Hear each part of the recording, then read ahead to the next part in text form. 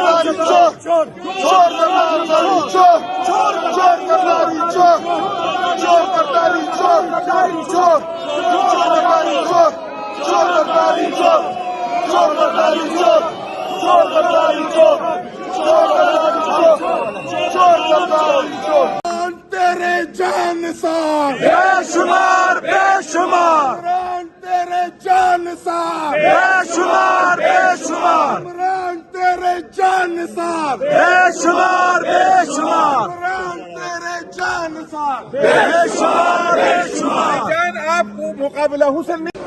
जी ये शाहिद अटक साहब आए हैं। शाहिद भाई इतना पसीना आया, मैं जरा इनका पसीना दिखाता हूँ। एक मिनट, एक आप इधर ही खड़े हैं, आप इधर ही खड़े हैं, मैं इनका पसीना दिखाता हूँ। ये चेक करें शाहिद भाई, ये आप इतने नारे लगा लगा के आए हैं, तो आप तो पसीने से शराबूर हुए हैं। जी देखिए, यहाँ पे आज पक्के का डाकू आसिफ अली जरदारी तकरीर कर रहा था, तो चूंकि इसके पास मैंडेट नहीं है, फॉर्म 47 के एमएनएज और एमपीएस के जरिए इसको सदर बनाया गया है, ना इसको कौम सदर मांगती है ना हम इसको सदर मांगते हैं। और ये जो है ये अनजान लोग है इस असेंबली के अंदर, और अनजान लोगों को हम 25 करोड़ आवाम की नुमाइंदा असेंबली में इनको हम अलाउ नहीं कर सकते।